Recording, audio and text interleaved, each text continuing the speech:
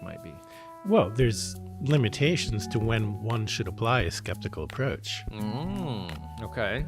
Talk to me about that. If you have a guest in your house and you want to know whether that guest would like a cup of tea, You have to have trust. Scientific method is the wrong way to figure out whether your guest wants a cup of tea. And you should just ask. Right. and not be skeptical when the okay. guest says, "I'll have one sugar, please." So welcome to Knowing and Believing podcast, where we dive a little bit deeper into what we know and believe, or think we know and hope we believe, or who knows. I've taken the odd step, kind of putting an ad on Craigslist and to see who wants to talk about belief, God, or the non-existence of God, or whatever else. And Aviv was the first person to respond, and the first person I'm sitting down with. And this is really the first we've spoken, so I'm kind of excited to see what happens. It's kind of a little bit of a take on, with my Christian background, people would always kind of like, "Friend, what do you believe?" While not really genuinely concerned with hearing your position and maybe adjusting your own, as much as a bait and switch situation where it's kind of like, "Tell me what you believe." "Oh, that's nice. Well, here's what I really believe and what I'm going to make you believe." This to me seems like a kind of a opportunity to genuinely have this conversation and to see what other people believe. Mm-hmm. So I appreciate you responding to the ad and coming in today to sit down and talk. So my pleasure.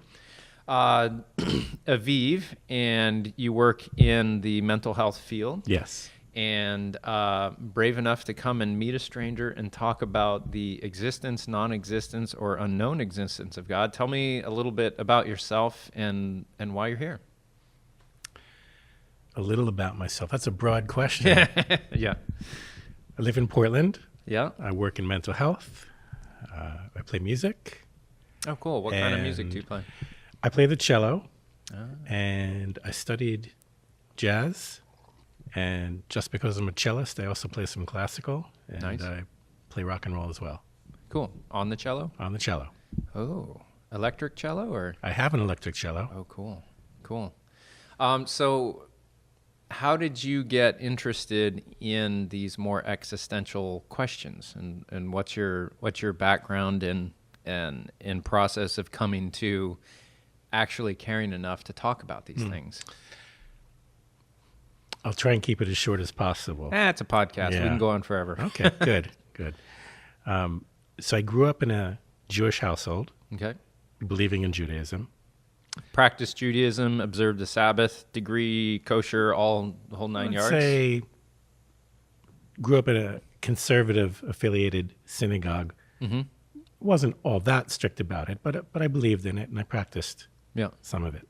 I come from a Seventh-day Adventist background, and I would tell people, like, well, Seventh-day Adventists are kind of like normal Protestants with some Judaism sprinkled in there, because we followed some of the Jewish health laws and fancied ourselves as observing the Sabbath. So, odd. And then sometime in the summer of my 18th birthday, can't remember if it was before the birthday or after the birthday, atheism came to me by way of revelation. Oh. Didn't ask for it. Yeah. I didn't ask for it. I didn't want it. But I was reading a book by Isaac Bashevis Singer called A Little Boy in Search of God. And it was a memoir of his own crisis of faith, so to speak, in which he was asking himself about God's existence. And I realized, there I am, I'm almost 18. And I never really gave serious consideration to the question, does God exist? Right. And then the answer just came to me, no. So in as quick as asking yourself the question, the answer came to you that quick. Wow.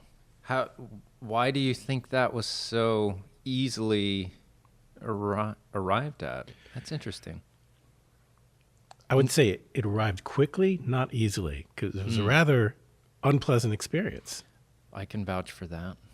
But I have no explanation as to why that was the answer that just came to me. Yeah.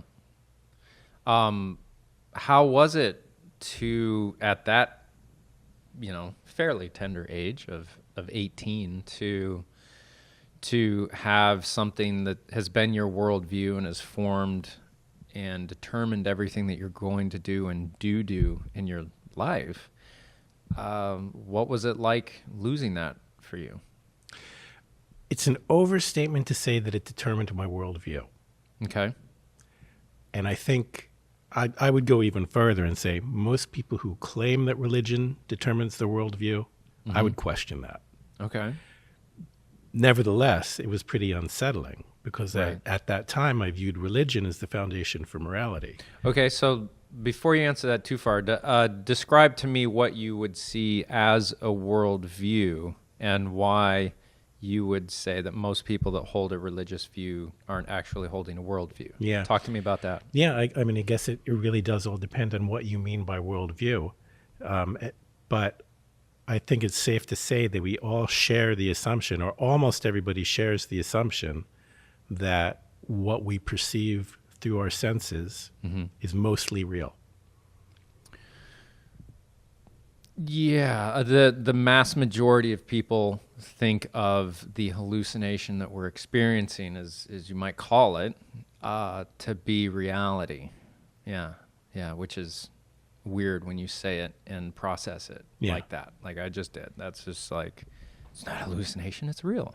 Yeah, because if you persuade an atheist to become a believer, that assumption remains. And if you persuade a believer to become an atheist, that assumption that this is real, that remains. And I think that provides a foundation for a worldview. So the foundational, what you would call worldview, would almost be more so the I think, therefore I am kind of worldview, is that we are and we have thoughts, and what we call consciousness, that's like your farthest back retreat to this is worldview. Yeah, I mean, the idea, I think, that therefore I am, just the fact that I'm experiencing some sense of consciousness indicates that something is there. Right. There's not nothing, because even if everything is an illusion, that illusion is something. Right. Yeah, it's like the only thing we can really prove. Like, everyone in existence could be fake, but I know this process of me thinking and questioning that I perceive as reality is the farthest fallback position of this is what I can prove, is just that I'm existing, I'm thinking, therefore I am, right? So that to me is the bedrock thing that I can prove, right? My kids could be a figment of my hallucination, my wife, my parents, everything. This could all be one crazy made up scenario around an experiment around an isolated consciousness being me. It could be that, which sounds like an incredibly narcissistic, self-centered thing to say, but that's true, that it could be that. Could be. But yeah, I don't know. That's all I can do is prove that I exist by self-referential. Am I saying that right? Self-referential. Self-referential? Yeah, kind of thought, putting something out and receiving something back. I can't really attest to the validity of what's coming back as far as, is Aviv conscious and real? I don't know. You're interacting with my reality that I experience. Boy, this all got really existential and deep real quick, didn't it? So anyways, so worldview for you, explain it for me again. I assume that what I experience is mostly real. Yeah. Okay. All right. And religion to you would be kind of this next level on top of that. So it seems to me that you would take your idea of worldview to be far more basic and foundational to consciousness than kind of a way of processing reality, what we call reality. I was not able to follow that sentence or question. Like worldview, I think I kind of get what you're saying, that people, when I say worldview, I think of everything that informs my existence and the way I perceive and think about things, all the things that influence me making sense of things. And it seems like your take on worldview is that you make it far more basic. The assumption that what we experience is reality. Yeah, and of course it also depends on what you mean by worldview. There's other ways of interpreting that phrase. You know, Right. What assumptions does somebody make in order to figure out how to live their life or get through the day? That's another definition of worldview. Yeah. That's to me, that's more so a projection or part of.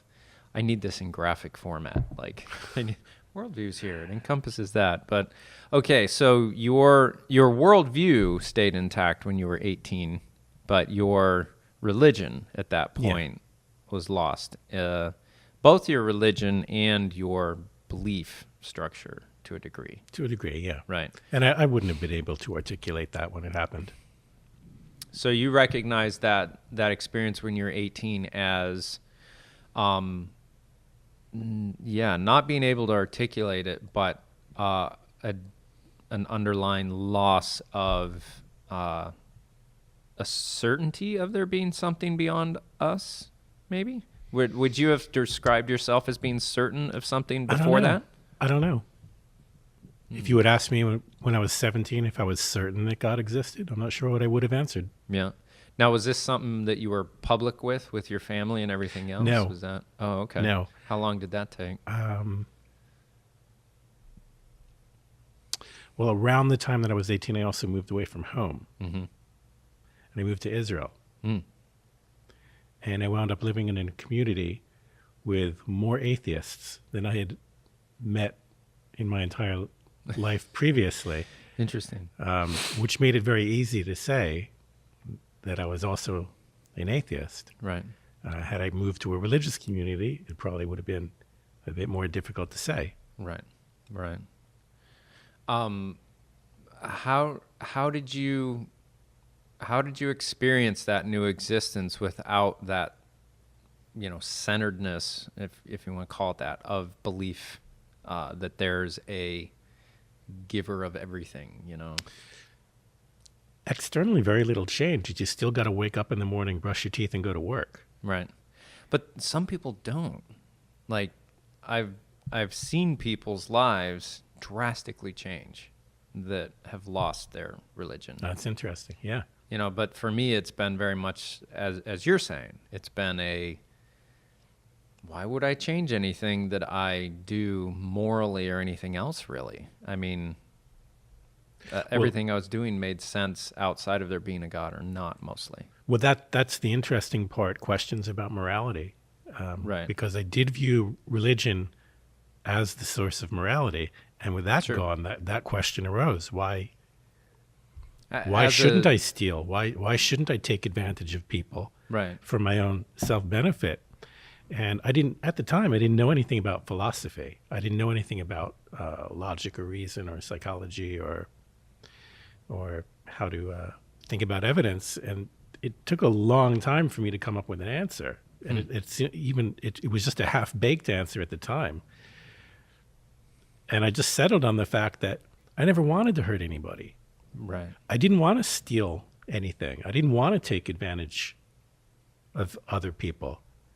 And I couldn't have told you that I've decided that it is in my rational interest to do so.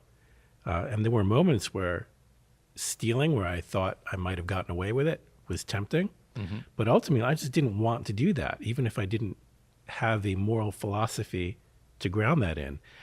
And that was good enough for me at the time. Right. I just, I'm behaving the way I feel appropriate. I believe it's a moral way. I just didn't feel like.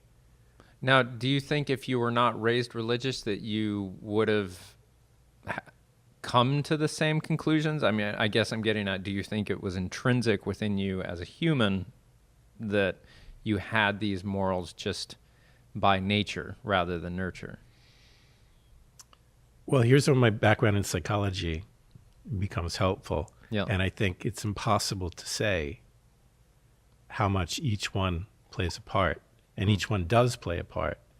Yeah. And I think if I were to attempt to offer my analysis of my own psyche, you shouldn't take that at face value, because people aren't particularly good at explaining why they do what they do.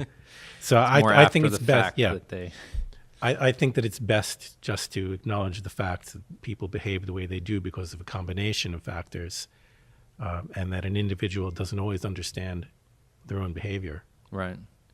I heard a thing on, I think it's Hidden Brain. Do you ever listen to that? It rings a bell. Show? I don't know if I've heard of it. And they were saying that I think they guesstimated somewhere between parenting had somewhere around 20 to 30% effect on the overall outcome of a person. And they get a lot of this from identical twin studies that were separated at birth and the similarities that they had. But still, even within identical twins, there are personality differences, which is interesting. How's that happen if they have the exact same genetic code? Well, by virtue of the fact that environment does have an effect. And I mean, the studies that, the twin studies that attempt to distinguish how much of behavior is genetic versus how much is environmental, is they'll compare two different groups of twins, identical twins, which are raised in the same family, and identical twins which have been adopted. So identical twins which are raised in the same family are presumed to have the same environment. Right. But identical twins which have been adopted, they have 100% the same genetic, to separate adopted families. to different families, have 100% identical genetic makeup, but different environments. Right. So if we say, for example, that identical twins raised in the same family have, and I'm making up these numbers, have 95% of an identical moral outlook. And if by comparison, adopted identical twins have, let's say, 85% of identical moral outlook, then that 10% is probably explained by environment. Right. Right. That's interesting. Those numbers are made up. I don't know if such a study has been right, but it's an done. interesting way of looking at it and separating it out, seeing how you can start to make a determination on how, every time I mess up as a parent, I'm like, well, it's really only about 30%. So, they'll recover, hopefully. So to go through your story a bit, when you lost faith and you went to Israel, somewhere where it seems like you'd go to get more faith just from an outsider's perspective, you landed in a kibbutz, I'm assuming, with a lot of other atheists, interestingly.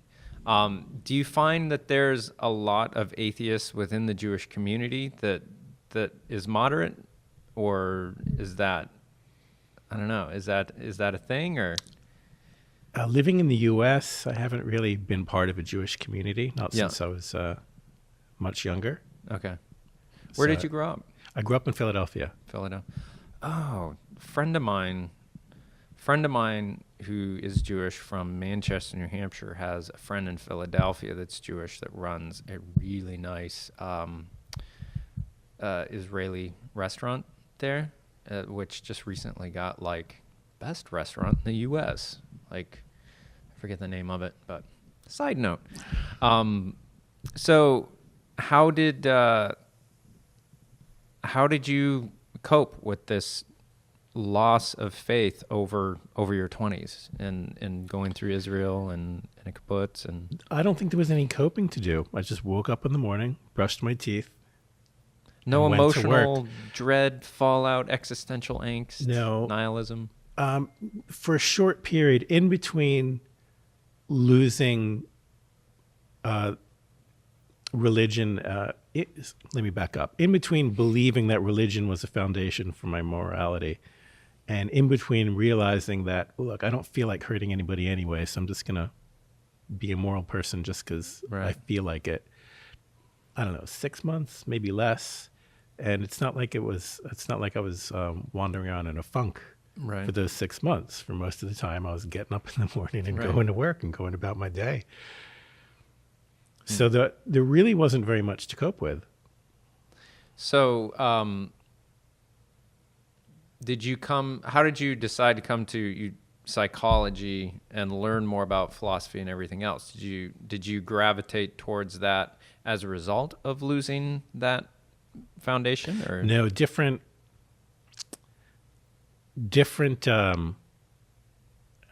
What's the word I'm looking for? Different paths led to each decision. You know, I decided to study psychology for one set of reasons, and then completely independently, I discovered religious debates on YouTube, and that's what online debates are the best. Or maybe I shouldn't say completely independently, because I was a relatively quiet atheist. Yeah. For most of between 18 and maybe before I went to study philosophy when I was 40, 41. Not philosophy, psychology. Yeah. I mean, I was a quiet atheist, live and let live, respect other people's views. And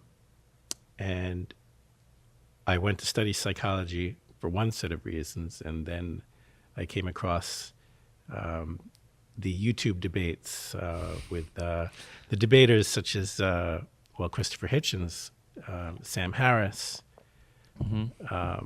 Michael Shermer, and others. And it was just interesting. Yeah. So what was the motivation to initially study psychology for you? Just an interest.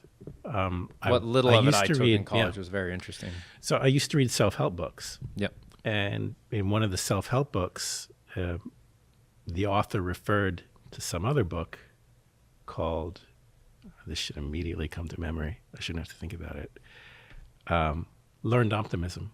Okay. And I said, well, that's an intriguing title. So I went out and bought Learned Optimism. And that was a book about psychology. It wasn't a self-help book so much. Yeah. And I discovered reading that book that I was more inspired by hard data than I was by affirmations or positive thinking. You're in the minority there, aren't you? I think I am. Yeah. I think I am. It is so disturbing that the least effective way to motivate people or change their minds is through data. That's the least the best way to motivate people to change is through a combination of story and data. I think data's down here. For those who aren't watching, it's way down low. And then stories like middle, upper middle, and then story combined with factual data is like, okay, as humans, we get it that. So yeah, I'm right there with you. I have very, very deep emotions that I think I might be so emotional that my psyche realized that and was like, whoa, pack those down and pretend you don't have them. Yeah. And then the operating system of me is like, well, let's work off of data points because that's a safer way. So I gravitate as well towards that, yet have a lot of empathy and compassion that can be overwhelming at times. My wife would probably disagree with me, but that's okay. Yeah, so I Learned Optimism was the first book I read that it was about positive psychology, and that's what I decided to study. And I eventually did go to do a master's degree in positive psychology. So now you mentioned you were a quiet atheist. Did you? So you're not a militant atheist to the degree at which you feel like you need to strip that away from people, or has that changed in your world? It's changed. I wouldn't describe myself as militant, and I wouldn't want to strip it away from anybody. That sounds coercive. There are some people who I might want to persuade. Okay, give me a scenario. If somebody wants to sit down and have a conversation about epistemology, I'll have that conversation, and I'll be delighted to do so. And where religion has a negative effect, I would want to strip it away, although I also recognize that facts and philosophy is a bad tactic to strip away the negative effects of religion. Right. And there's plenty of cases where I wouldn't want to strip it away. I work in mental health, and for some people, religion is all they've got. Right.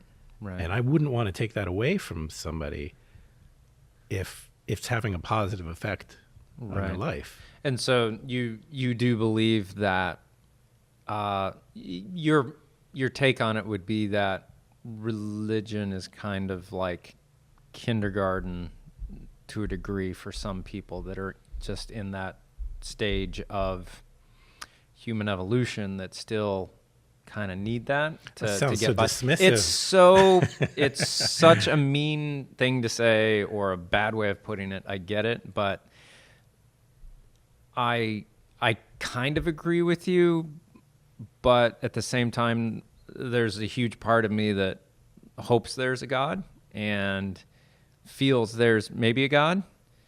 And then there's my data points going like, nope, you know?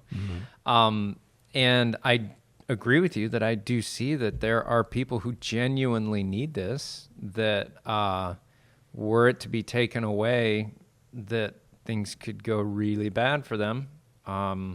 And having lost it myself in the last, 3 to 4 years, at this age is very, very disconcerting and uncomfortable. But I've had enough of a good upbringing, enough healthy relationships, and enough consistency in my life and support and everything else that it's not ruining my life. It's creating stresses, and it's difficult at times for sure, but it's not destroying my life. And I know that there are people who are hanging on by a thread that religion generally or genuinely does give them a great, it gives them good boundaries and good processes of living their life that shouldn't be taken away. But at some point in evolution of people, the idea of why do we do these? Well, we do them because of this outside force that told us to, or that we are inclined to do because it gave us everything. At some point that does get questioned very deeply, and it just naturally goes away, it seems. You think we're evolving away from religion? Yeah, I do. I don't like saying that, and I hope I'm wrong. Well, I hope I'm wrong in that I hope I'm wrong. I hope our religion will evolve to being one far more centered on the better aspects of religion, like love and caring for others, and do away with the whole throwing gay people off of roofs and wherever they still do that, or stoning adulterers and stuff like that.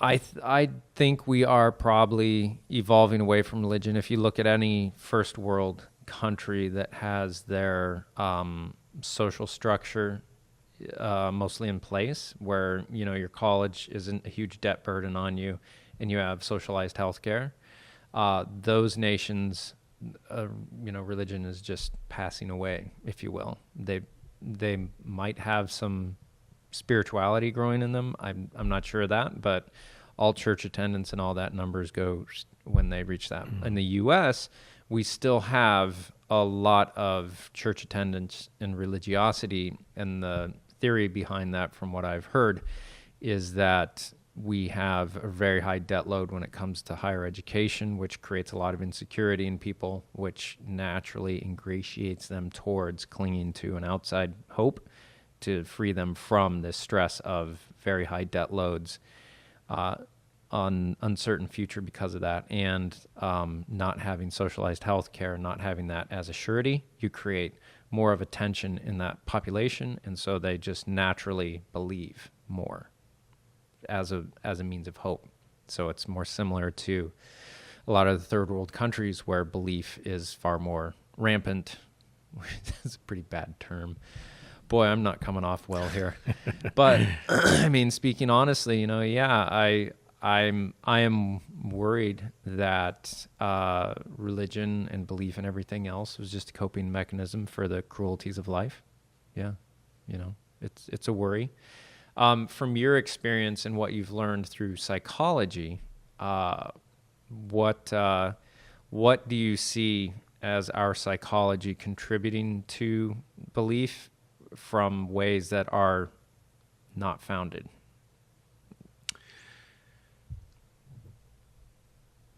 Now, I haven't made a study of this. I haven't read any academic articles on the subject. I have heard a few interesting lectures on the subject. Mm-hmm. And I think the best answer to your question I heard from Michael Shermer, the editor of Skeptic Magazine. Yeah. So his explanation runs something along the following lines. So imagine you and I are cavemen. Yep. And there's a rustle in the bushes over there. Yep. Now, you're inclined to say, that's a lion. There's something there. And right. I'm inclined to say, it's just the bushes. Take it easy. Now, don't worry about it. Now, let's say it's nothing there. Right. Nothing there. Both of us survive. Right. And can procreate. Right. Let's say it's really a lion. You run away. Yep. I stay behind. I get eaten. You procreate. Your genes do not go on. And so if that proclivity to think there's something there was genetic, mm-hmm. then the proclivity to think that there's something there gets passed on to the next generation. Right. That more fear-based, paranoid set of genes is going to be more likely to move forward. Right. These lefty pinkos who are like, well, we need to feed the lion. Let us take food to the lion. They're like, they're done. A crass example, but yeah. So, aren't we counteracting that at this point? Then, if that's what got us here, has it just served its purpose and it's going to go away? Or does that same mindset still continue, or is atheism or an atheistic approach a further manifestation of that, where they see danger in religion? See what I'm saying? I think I get the gist of it. So that's the assumption that something is there as something that contributes to survival. Well, that's one thing mm-hmm. that contributes to survival. Religion does far more than that. A religion provides some very basic psychological needs that are not going to go away in the foreseeable future. Right. I think we have a need for meaning. What are the basic needs you think religion provides? Social cohesion. Yep. I think we have a psychological need for explanations. I think nobody's comfortable saying, I don't know. I've found myself to be very uncomfortable saying I don't know. Yeah. I don't sleep as well. and moral guidance. Yeah. Interestingly, I've found that every single thing now that happens in my life, I have to put more brain power to figure out. Whereas before, I kind of had a cheat sheet, right? Like, mm-hmm. This has already been thought about and figured out. I don't have to think about this. I can just phone that in and move on. Where now that I'm saying I don't know about everything, I far more have to engage my mind on a lot more things and use that energy to rethink everything, which in some ways is maybe a good thing, but in a lot of ways is probably reducing my effectiveness in other areas of my life. I don't know. Yeah, I don't know. Yeah. So talk me through some cognitive biases that we should all be wary of, because those are the biases, when you get into them, are just disturbing. Cognitive biases that we should all be aware of. What an interesting question. I mean, when you start to learn them and then apply them to, oh, I see this in action in myself. Those are kind of discouraging moments. Now, are we talking about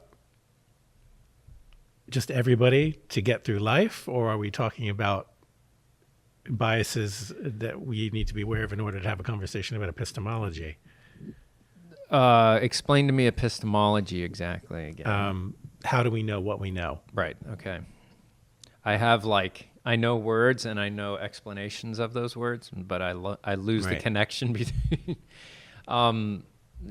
more in an epistemology thing, because it seems like in that deep process, your brain has tracks that it wants to go down automatically that we can prove through a series of tests that we do, and miss empirical truths that we should be getting because of these biases. Maybe confirmation bias, which is you are more inclined to believe something if it confirms what you already believe. Right. And if something contradicts what you already believe, you're more likely to be skeptical of that. Right.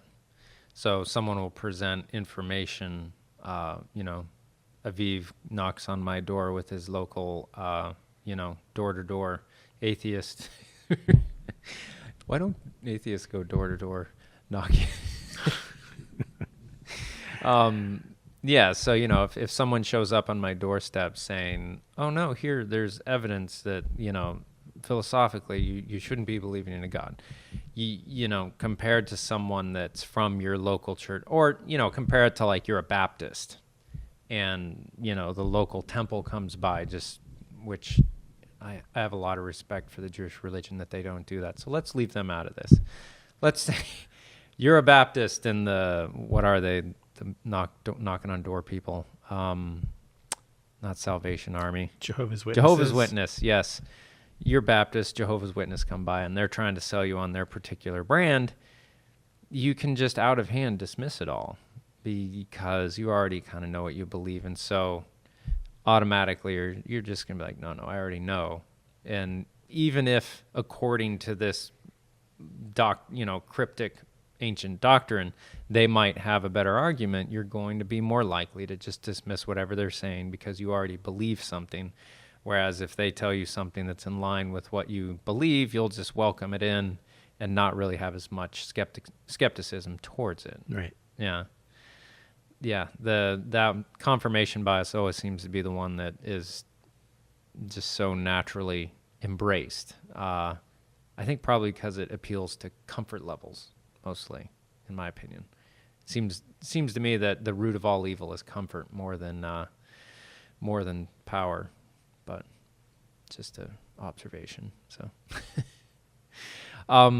where do you land on the different major arguments for or against God? What are your kind of Aviv's top 5 arguments against there being a deity?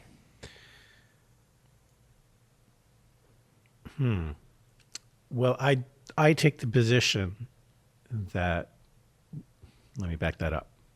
I'm going to define atheism as the absence of religion. Oh, it can't be just religion. It has to be belief, doesn't it? I'll enfold that into it. I will define atheism as the absence of any supernatural beliefs. Now, right. It's not necessarily to say there is no God. That's just one form of atheism. Oh, okay. So you're saying this is kind of, you're defining it like outside of naturalism. Because Well, not necessarily. I don't want to Okay. get too. I haven't studied philosophy. Okay. I just have a casual interest in it, and I'm afraid that if I define myself as a naturalist, or that I'm going to wind up having committed to something that I don't necessarily believe, because there's a whole set of definitions that I'm unaware of. But it's possible that there is some supernatural realm. If that's the case, I'm unaware of its existence. Right. Nobody has come up with any persuasive argument for its existence. Mm-hmm. And so let's say hypothetically that God does exist. Mm-hmm. I still don't have a good reason to believe that he does. And I still don't have any good reason to think that God wants me to behave in any particular way. Mm-hmm. And so I have no religion. Right. So I'm kind of on board with you in being in the same position as you. I would call it. Would you call it weak atheism? As far as, I mean, it's a demeaning term, but it's No, I just call it atheism. So I would say I'm roughly in the same position as you, but hold hope that there is something, just because I'm very comfortable because I've been that for all my life. I'd like to be able to have the comfort again of thinking that there is something loving out there that welcomes us home when we die and we get to see our loved ones again. Mm-hmm. I'd like that. I'd like it too. Which puts me at some bias of, a comfort bias, if you will. Like I want that to be the case. So I'm going to maybe be more inclined to accept arguments that lead towards that end. Mm-hmm. But there is something about going down this road of approaching things skeptically that very much to me feels like a cog railway. Like once you go up, you can't go back, right? Do you know what a cog railway is? I understand the gist, but I'm not really following. Skepticism just leads a skeptical approach. When you start to embrace it, you start to realize that when you feel the mental humiliation internalized of, or the loss maybe is a better, it's humiliation to myself, it's loss of something, it's seeing the errors that I was previously holding. When I absorb all of those and use a skeptical approach to be able to see them, it becomes something that's very, very hard to undo, right? And so once you go past that, it's very hard to, like, I would have a very hard time right now accepting any form of knowing that comes through any curated emotional experience. Like, that's what I kind of call church now, or temple. That's a great phrase. It's a curated emotional experience. And emotions are a way of knowing something that I think should be allocated some weight, but I'm very apprehensive to giving them any weight at all now, because it's kind of like creating a landslide. That if I open that door, is it going to, have me cast off my ability to think skeptically about things? And, thinking skeptically gets a pretty bad rap sometimes, but in religious circles, of course.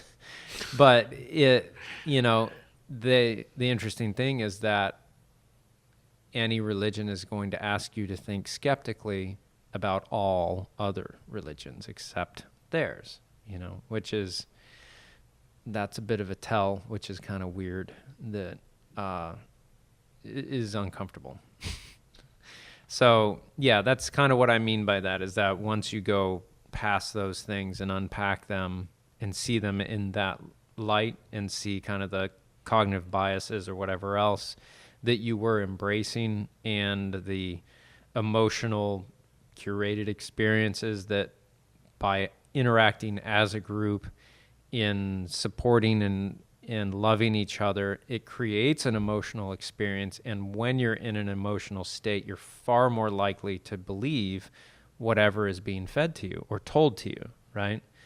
And every week, people go back to a curated emotional experience to ramp themselves up again for the upcoming week to retain that belief. And, when I was a Christian, all the time you'd hear the coal, if taken out of the fire, will eventually go cold. And I get that. I'm experiencing it, and in more ways than one. But at the same time, what if burning is not what you want? It's just because you're holding belief obviously doesn't make it true. Just because a lot of people believe something doesn't make it true. And to subject yourself to a weekly repetition of ramping up on those beliefs in an insular environment where you're not critically approaching what the group believes, to me just seems like a very dangerous thing, Yeah, and let's look at both sides of that coin. Right. So the curated emotional experience is a bad way of knowing what is true and what is not true. Unless emotions are reliable. But they can be so so way easily of knowing manipulated. What is objectively true. Sure. And not true. Well, on the other hand, the other side of the coin is... I need to shut up more, so I'm going to... is that strikes me as the kind of primal experience that everybody, almost everybody, either wants or should have. True. And which a secular lifestyle doesn't offer much in the way of. And people are desperately looking for communities. Yeah. And that church is something that provides that community. And I'm very, very itchy when it comes to attending things like that. Mm-hmm. Like any group, anything to me is just like, no. Meeting some stranger off of Craigslist to talk about, is there a God? This will be fun, But to go to a group thing where I'm expected to have the same beliefs and have the same emotional experience as everyone else in this room without raising my hand and going like, whoa, wait, but, and I think that maybe, and did you think about that? To me is just, there's just alarms going off in my head saying this is not right, Well, it depends on what's being said, and that's the kind of thing that can be used for good or for bad or for just plain silliness. Right. You can go to a rave or a Grateful Dead concert, right? And people are united in wearing tie-dye T-shirts. Yeah, everyone's got the outfit. Everybody's dancing. Everybody thinks Jerry Garcia is the greatest guitarist that has ever been. Yep. And it can be a lot of fun, and it does nobody any harm. Yeah. You can unite behind political activism, social activism. And again, that can go both ways because you can always join a movement which is violent or other. Yeah. So what do you, as having a background in psychology, what do you recommend for someone who's going through faith deconstruction and losing that aspect of their life, or at least taking it apart and rebuilding it? My first question would be, what do you want? Peace? I mean, I wouldn't... Your question suggests that I'm going to come up with some kind of psychotherapeutic answer for a large group of people. Good point. And I think that kind of therapeutic answer you can only only treat a lot of paid treatment. Well, you have to take an individual approach, right? And I don't know if there's aggregate suggestion number data. one would be if you're messing with something that's this integral to your life, that you should probably interact with a therapist of some sort, counselor. You mean if you're having questions about? Well, just if you're going through that big of a transition in your life, that it's probably healthy to speak to someone on a fairly consistent basis who's a mental health professional or a counseling professional. I mean, even if not a mental health professional, if you're undergoing any kind of major life transition, you always want to get advice from somebody who knows a little bit more than you do. Yeah, and also losing that community at the same time. What underpinned your thinking and everything else is uprooted, and then also, to a large degree, you're losing the interaction, the community that supported you as well. Not that they necessarily will not support you, but you're not going to go to the curated emotional experience every week and interact with them like you did before. Some people will opt out. I personally know people who do not believe in God and continue to attend religious services. I've heard about this. And send their children to have a religious education because they believe it's an important component to have that community or to have ritual. Now, the people who I know who do this don't send their children to be off to schools which teach religious fanaticism. Right. They all tend to be very humanistic forms of religion. Right. So where do you find yourself finding community, and how do you define purpose and meaning? Self-improvement. Getting better at my job. I've been working mental health for about 3 years now, and I'm better at it now than I was in my first year. And that is such a, might I say, a very, there's a large degree of need there. Yeah. And that gives meaning to me, the fact that I can have a conversation with somebody today, and that person will either it will end on a positive note, whereas 2 years ago when I first started, I wouldn't have known how to have it end on a positive note, or today I'm better aware of how to help people than I was when I first started. That to me is meaningful, the fact that I'm better at my job. Right. Just learning more, I find it meaningful to me to open up a nonfiction book and learn something about the world. What do you feel when you look out at the stars? Like, because I gotta think that's where, if there is no God, that's where we started coming up with it. You know, we're just looking out there like, good grief, what's going on? On the best of days, I just admire the beauty of it. On most days, I take it for granted because I'm going about my business, as I think most people do. But on other days, I might, I can only think so much about cosmology because I don't understand it. I've heard about the Big Bang Theory. Can I really say that I understand it? I probably don't. Right. So I only spend so much time wondering where it all came from. Now, if somebody ever comes up with a really good answer about where it all came from, that would be great. Right. The best cosmologists have only limited information.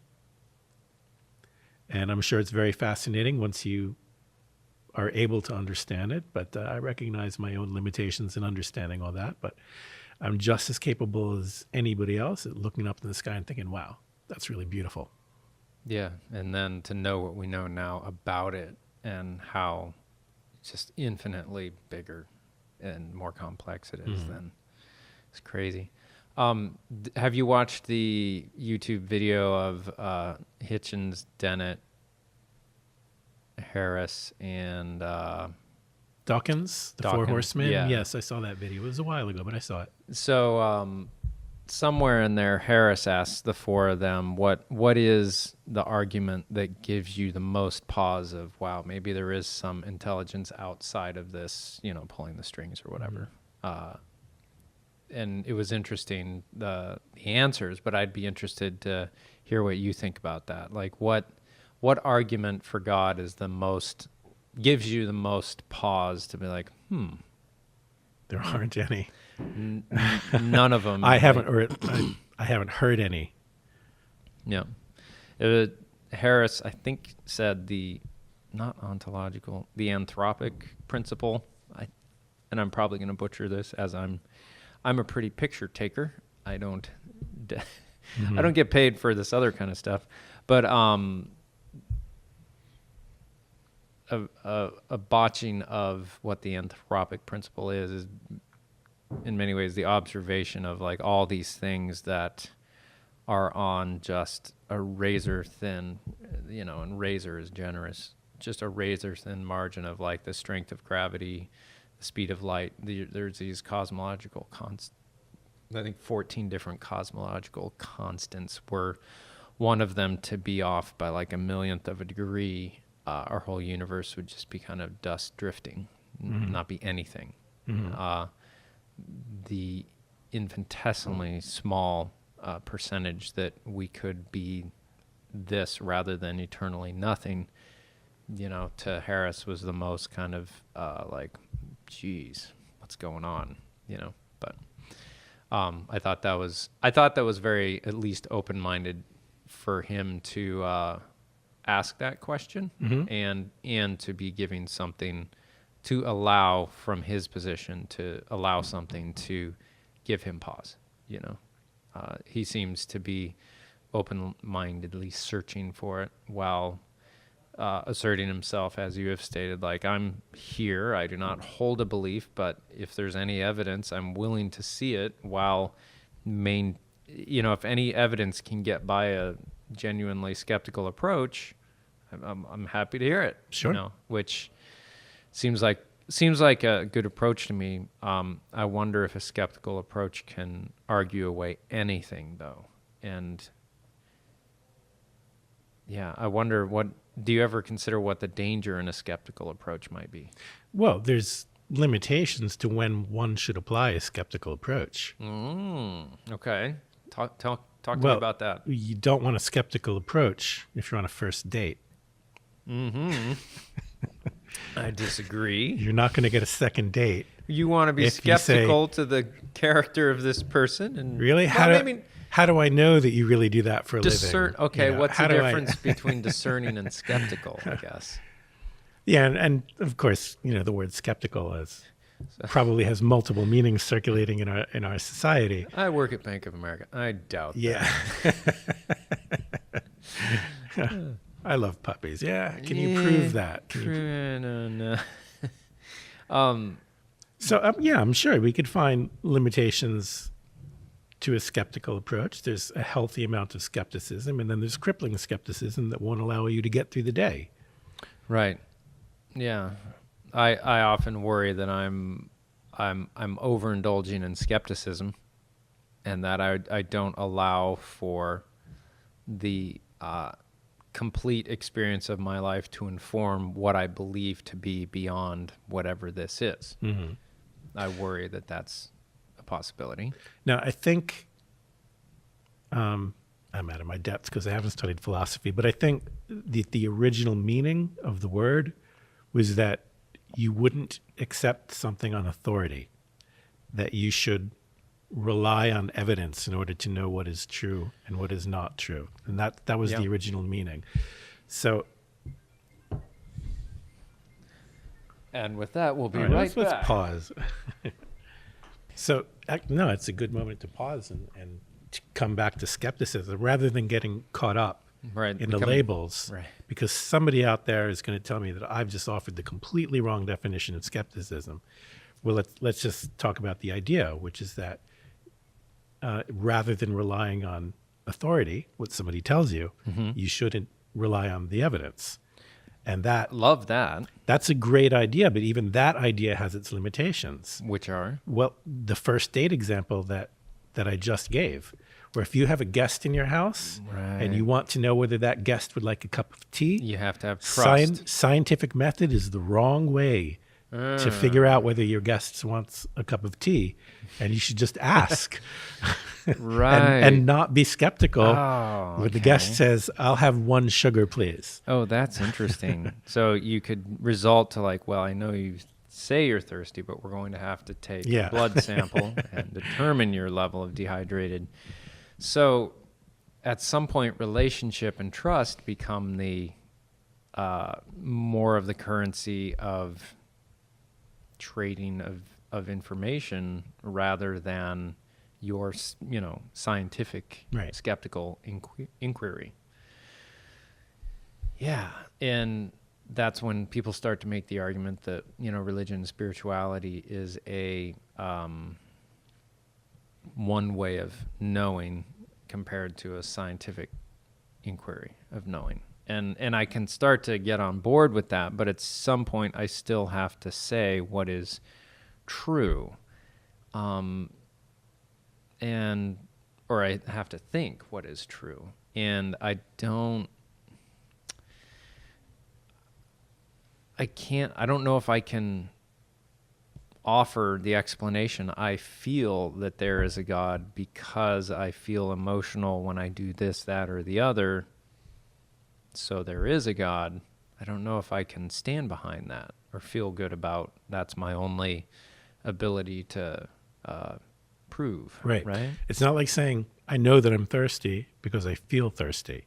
Right. I know there's a God because I feel there's a God.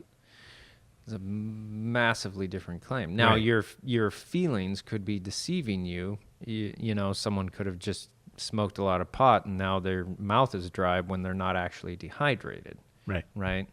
So they feel thirsty, but they're not really. So there's then all these levels of like kind of skepticism where you're like, well, you might be this, but you're actually that. And at some point you have to trust the user interface, trust in interactions to move forward and let the data points go.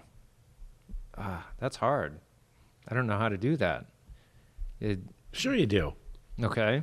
How? Sure. Every time you've asked a guest whether they want a cup of tea. I don't know. I've never asked someone if they want a cup of tea. I ask them if they want water. There you go. And then I don't offer them the one soda that I have. What a bad host. So I have this little analogy where I'm definitely leaning towards materialist is, a safer way to go for interacting with others to a large degree. But if you're to embrace a materialist approach too deeply, it's kind of like standing an inch from a jumbotron. You know what a jumbotron is? Like at a football game, there'll be the huge screen where they do a replay on it or something. Jumbotron. The Sony branded name. So there's Jumbotron. It's made up of just little red, green, and blue dots that are programmed to either blink one of these colors, and then the overall picture is made and everyone in the stadium sees it. Being a materialist to me seems like you could just be standing this close, an inch from the Jumbotron. What are you going to see? You're going to see the material truth that there's a red dot, a green dot, and a blue dot, and right now just the blue dots or the green dots on. You're going to see the data, right? But you're not going to see someone's asking someone to marry them, right? All those data points create a bigger picture that we subjectively partake in and know through those means. And to me, that's a way of getting back towards embracing the subjective experience as telling us what is beyond and the meaning of this life.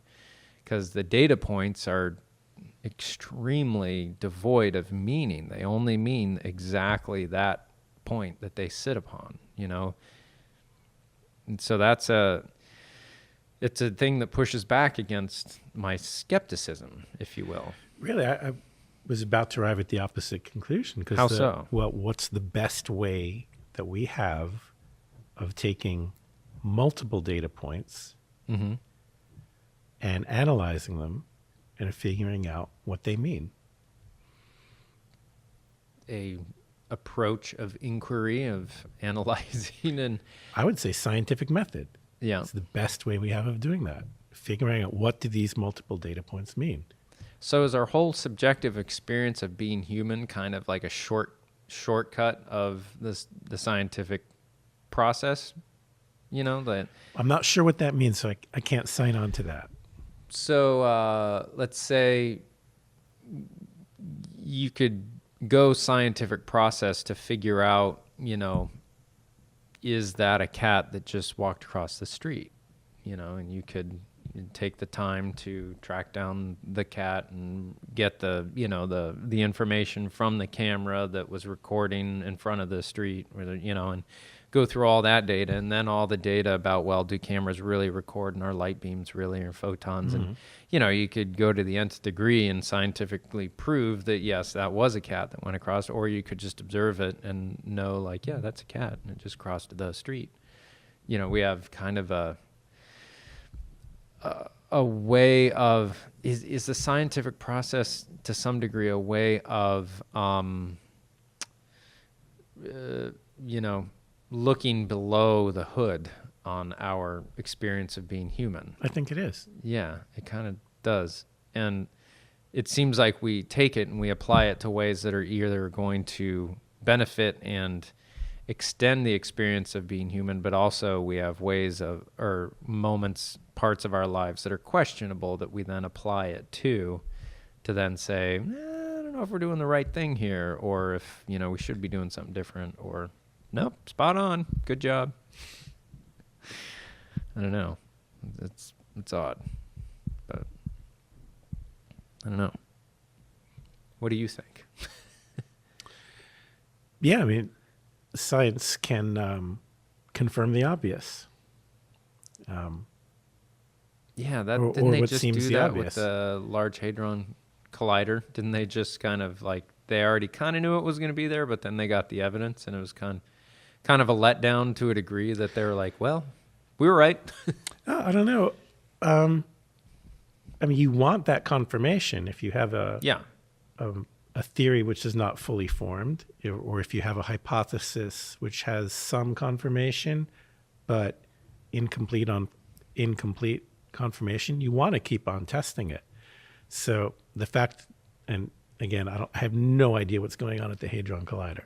So they ran some tests and it confirmed something that they already believed. Okay, so that's great. So which was huge. Is the first time sure. they had evidence of that. But imagine if it didn't. Imagine if it didn't. Well, now things get really interesting. I Now know. That's why it's kind of a letdown. You know, it's kind of like, oh, we were right.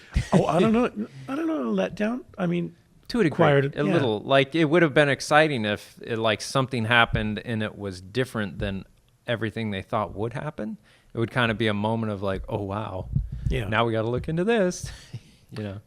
I started developing an undergraduate thesis for psychology about how positive social support interacts with physical exercise to increase well-being.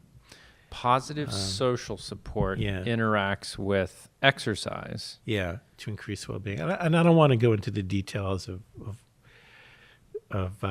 what I found. But when I did explain it to a friend, he just said, that seems kind of obvious. And he was right. Right. Maybe he shouldn't have been so dismissive, but I confirmed the obvious.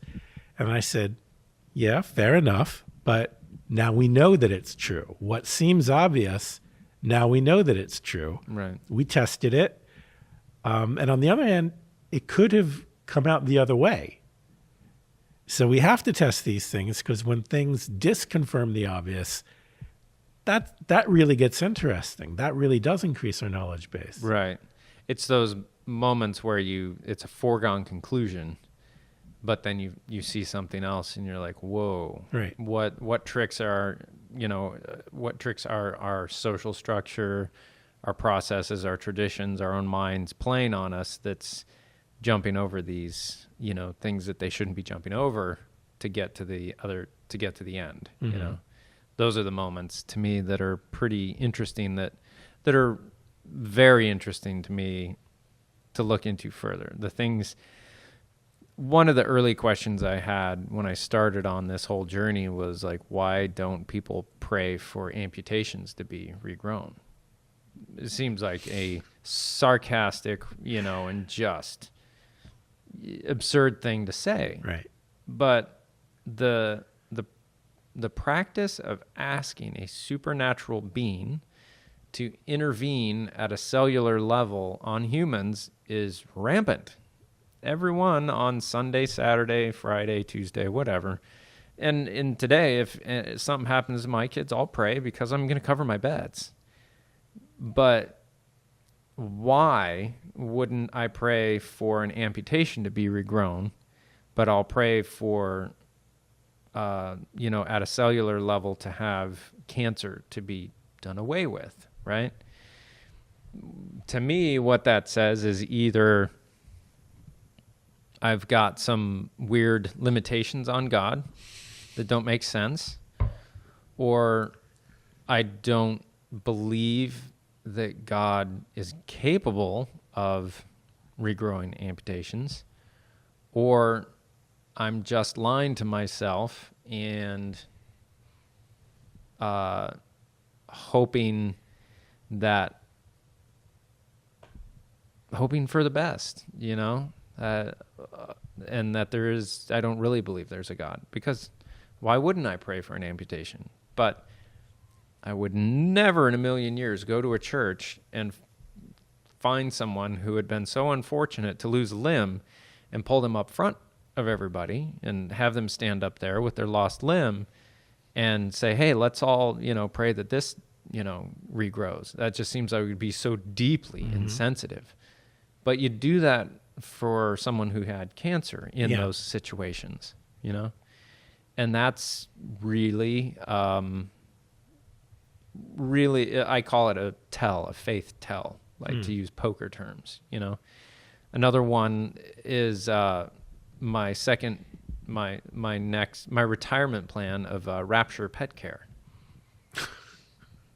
So people like yourself. Do tell. I can't wait to hear this. This is kind of a joke, but so people like yourself, your local friendly atheist, will agree that for a monthly fee of $5, when the rapture happens, that you will go and take care of the pets of said people who have been paying you to take care of their pets after the rapture. Now, tell me what's wrong with that. Is there anything wrong with that? Because if from the rapturist's point of view, that I might be next Tuesday at 4:00 raptured, then little Sparky at home is going to starve to death, right? Not if you've got backup from Rapture Pet Care. Your friendly local atheist will go and let Sparky out and find Sparky a new home. Granted, the world might be burning in flames and planes are crashing down everywhere. That makes sense that you'd have that kind of backup if you genuinely believe in the rapture, right? You'd want that assurity for your pet, or surety. But no one's doing that. And I don't think they would do that. Why? I don't think they truly believe it on that level, honestly. I think there's a lot of self-deception going on. Now, Now, I have to take issue with that. Okay. I think that most people are sincere in their religious beliefs. And I think that if somebody... psychology's lying to them. Well, I don't think that they're consciously lying. No, they're not consciously lying. But there may be some psychological explanation for why people will pray to recover from cancer while nobody would pray to grow back a limb. But I don't think it's about they don't really believe. What do you think it's about? I think it's about stakes too high, norms of experience and expectations. We know that people do occasionally That's kind of the recover. Same thing. Well, you don't have to persuade me, right? But Okay, I take them. If somebody says that they believe that if they pray, that maybe so-and-so can recover from cancer. And the same person would never think of praying for a lost limb to grow back. Right. You and I recognize the inconsistency there. Right. But whoever is likely to do that kind of prayer, I take them at their word that they are being honest about what they think God can do. Now, I can speculate as to some psychological explanation in that we occasionally see people recover from cancer. Sure. And we don't always know why. But we have never seen a limb grow back on a human. So that could just be one of those things that God doesn't do. God doesn't work that way. I mean, there's always a theological explanation for why some things don't happen. You can always fabricate one. I think you're a kinder, gentler man than I am, just at a human level. Yeah, I see what you're saying, but it just seems like you could ask someone to explain that does pray for cancer, but doesn't pray for amputations, and be like, what do you think? Why aren't we doing this? You know, and it seems like they'd have to face that realization, or you'd be surprised what people can avoid. But no, I mean, I agree with you that logically it really doesn't make much sense.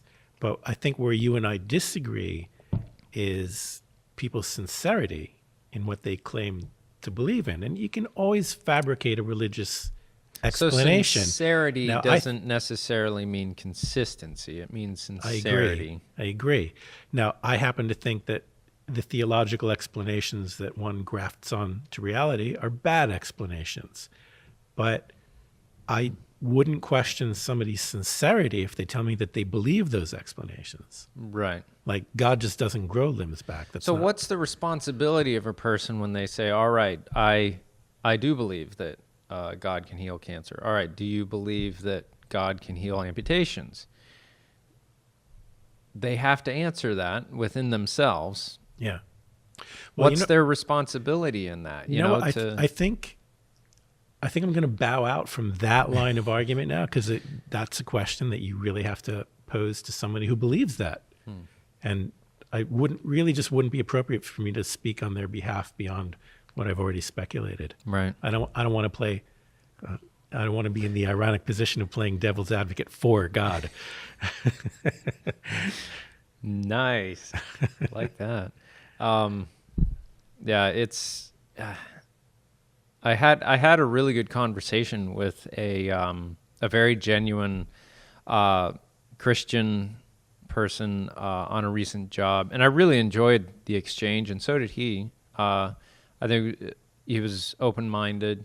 I would like to think I'm open-minded. I know, though, that I might be fairly closed-minded because of my past and protecting myself in some ways, so I have to, consider that. But, and this person was a rapturist. I'm not sure the technical term of one that believes in the rapture, but I don't think he had actually heard that business plan of rapture pet care. And I think his pet had actually just died like the week before, and it was like too soon. But he, in good jest or whatever else, I don't think he was offended. I think he knew that it was just something that bothered me in a similar manner as the cancer but not amputation situation, which is still just a difficult realization for me to not get past. I mean, it's kind of, I think it's Loretta Lynn has a song, everybody wants to go to heaven but nobody wants to die. It's like, yeah, okay. I guess if we were all really going to heaven, that death just wouldn't be as big of a deal. But yeah, faith tells. But what have we not covered that you think would be pertinent to talk about? Well, two things, because you asked why I became an atheist, and the reason that I became an atheist, it's a bad reason to become an atheist, revelation. You just didn't feel it. Right. Yeah. Or you just didn't now I can feel say that the other way. Sure. Now, I think revelation is a bad way to arrive at any decision. It's a biblical description. The reason I persisted in atheism was because I was unaware of any evidence or any argument to persuade me that God does exist. Now that question or anything else just hadn't arisen in your experience up to that point? Prior to becoming an atheist, I don't think it was ever posed to me in a serious manner whether God exists or not. I had just operated under the assumption my entire life up to that point that God does exist. So how did you go from revelation to maintenance? How did you maintain your lack of faith? Oh, just by being unaware of any evidence, any credible evidence. Right. I have to add that caveat. There is evidence for God's existence. The Bible's a form of evidence. Now, it's just not credible. And revelation is a form of evidence. But again, that's not credible. I don't think Revelation's credible. Now, the pro arguments for God that come from a more rational perspective or philosophical perspective, as far as anything that comes into being has a cause. Therefore, we have a cause outside of this universe, existence, whatever. Kind of similar to a turtle's all the way down. I've heard people say, but what do those make you think when you hear arguments like that? I think that's a fallacy of composition. Okay. Which is bricks are rectangular, and therefore, if a house is made of bricks, the house will be rectangular. So that's an example of the compositional fallacy, that the whole will be similar to the parts. How's that apply to if something exists, it had to have a cause? Because when we observe that everything that begins to exist has a cause, we're observing parts. We're observing everything in the universe. Every observation that has ever been made has been of something beginning to exist, and it does have a cause, that observation has been made in certain conditions. And those conditions are the preexistence of time and the preexistence of matter. So beginning to exist is something which occurs over time. And beginning to exist also is the rearrangement of existing matter into matter of another form. When a car begins to exist, it's the rearrangement of metal and rubber and gasoline. Right. And that's a process that occurs over time. When you and I began to exist, we were the rearrangement of biological cells, which is a process that occurs over time. Those are the parts of the universe. Now, the universe itself, we're talking about the origins of time and space itself. So the conditions under which we make the observation do not apply to the origins of time and space itself. Now, what's that mean? Well, every observation of something beginning to exist occurs over time. But the origin of time itself does not occur over time. The origin of time itself does not occur over time. What does that mean? Well, at the outset of time beginning to exist, there is no time. There is no time. But I mean, those sound like such biblical descriptions, like, outside of space and time, and and the same thing applies to the rearrangement. Something that begins to exist involves the rearrangement of matter. That's a condition, right? That there's matter. But the origins of matter itself, right? That's a condition which doesn't apply. The origin of matter itself does not involve the rearrangement of matter. Sure. And so the conditions under which we observe everything beginning to exist having a cause do not apply to the origins of the universe, and therefore we cannot rationally conclude that time and space have a cause. So at that point you'd be saying they just always were? Oh, I'm happy to say I don't know. Right. I have no idea how time originated and how matter itself originated. And that's the honest thing to say. Now, is the difference between someone who's a believer and someone who's an atheist just a comfort level of being able to say, well, I don't know? I think that might be one of the differences, yeah.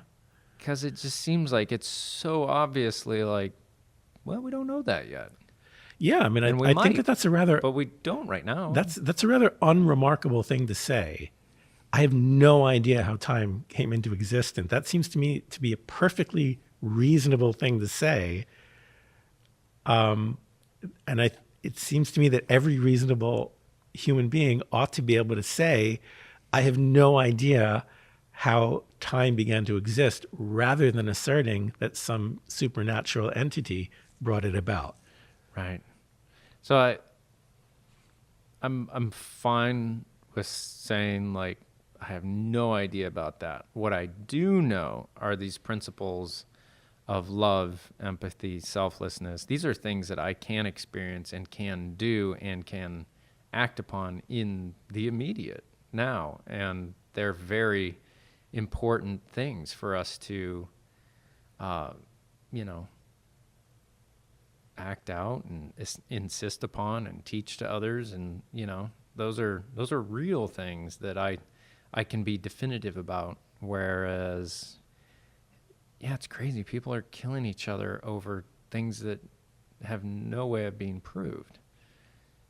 Yet they're not doing the things that are so easily proved, like showing love one to another. Mm-hmm. So many of the principles in the Bible that are so incredibly foundational principles that, people just are looking past for lack of better evidence on other people's parts.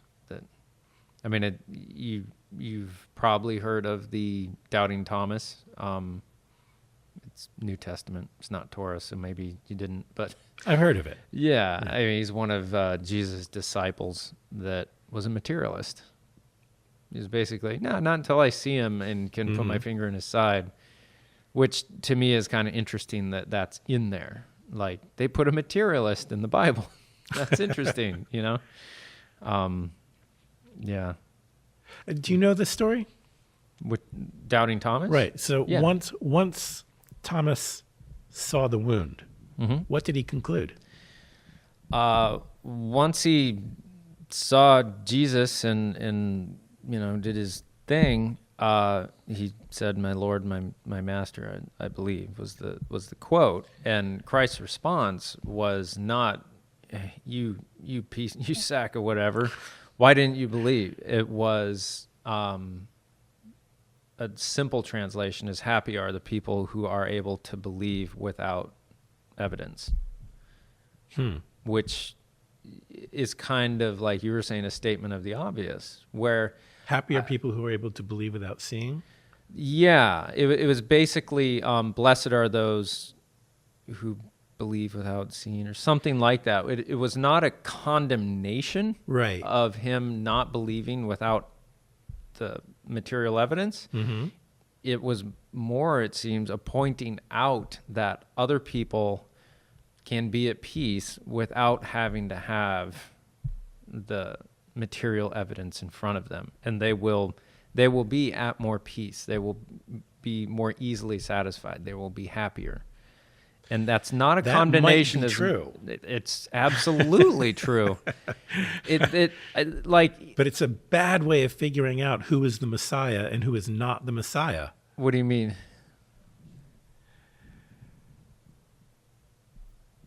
Either Jesus is the Messiah, or he's not, or Jesus is not the Messiah. Right. And to believe without seeing is a bad way of figuring out whether that is objectively true. Right. That's the critique that I have, that like as soon as he was gone and the people that saw him were gone, we have to take it, not we, anyone, on other people's massively flawed experience of reality. But even Thomas. Yeah. Okay, so Thomas saw a wound. Uh-huh. What conclusions can Thomas have rationally arrived at, having seen the wound? Can he rationally conclude, given his long acquaintance with Jesus, given all the facts that were available to the time, and in addition to all those facts, he saw a wound, right, and probably knows some facts about a 3-day crucifixion. Is that right? So can he therefore rationally conclude that Jesus is the Messiah? That's still a leap of faith. Well, what he did see, if he saw it, and if this whole recounting is true, what they say happened was that he saw this person killed on a cross, dead, put in a tomb,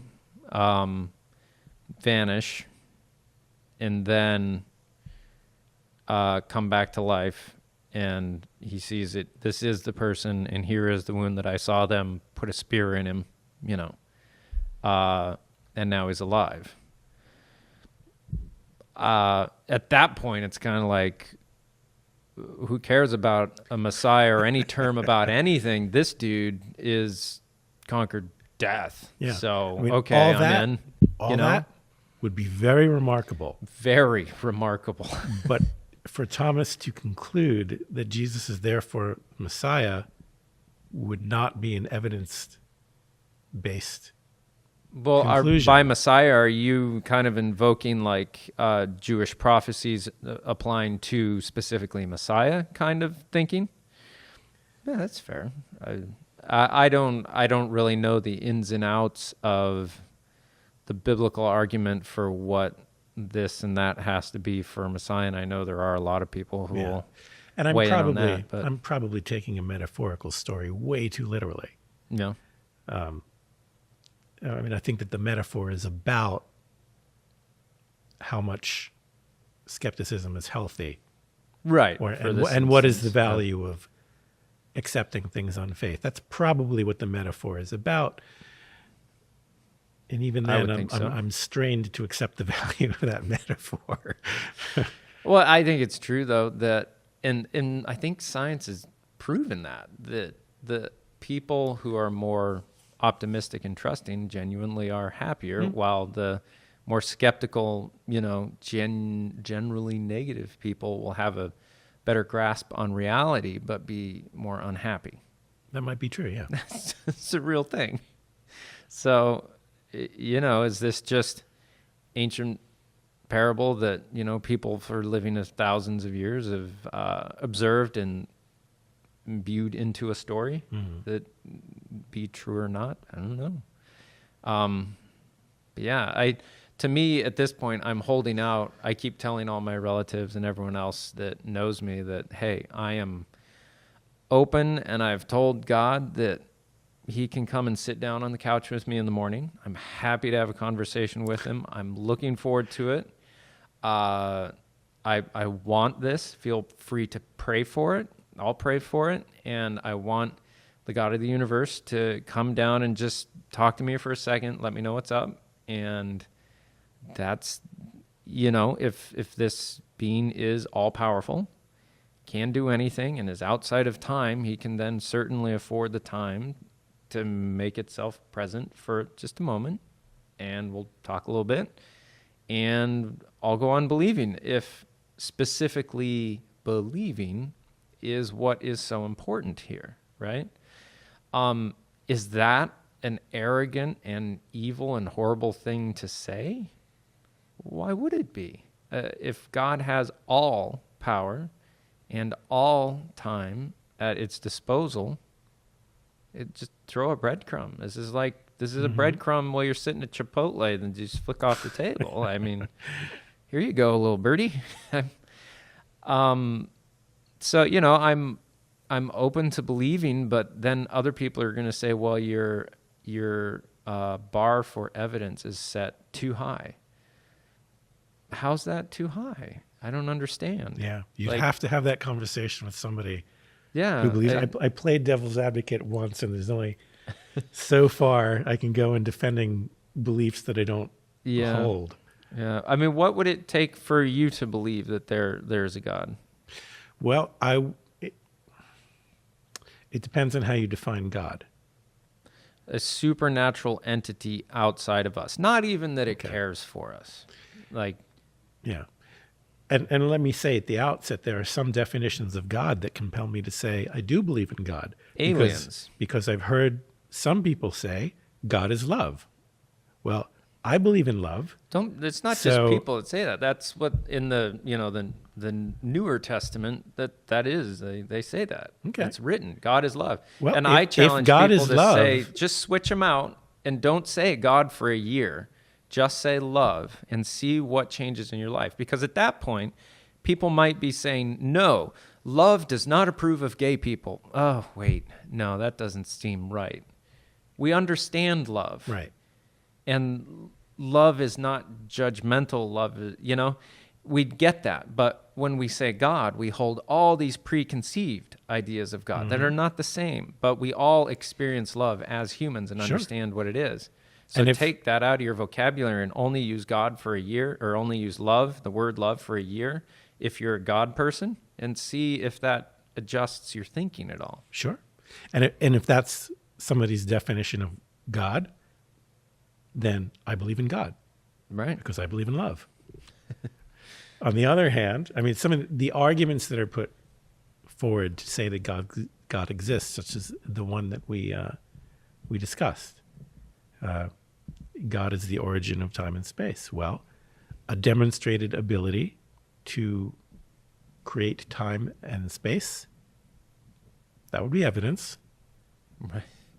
A demonstrated ability, the other argument, or another argument for God is the so-called design of the universe. Well, a demonstrated ability to design, interesting slip, to design universes. Right. That would be evidence. A demonstrated ability, a demonstration of moral accountability after death. That would be evidence. A demonstrated ability for moral accountability after death. What do Sure. you mean I mean, by that's one of the definitions of God, or at least one of the attributes. One of the defining attributes of God is that He is our final judge after we die. Right. So if that kind of judgment exists after we die, and that judgment resides in an individual entity, okay, that. Right, but the people who believe that are going to say your evidence is going to be a little too late. No. If we could demonstrate that exists while I'm alive, then that would be evidence. Yeah.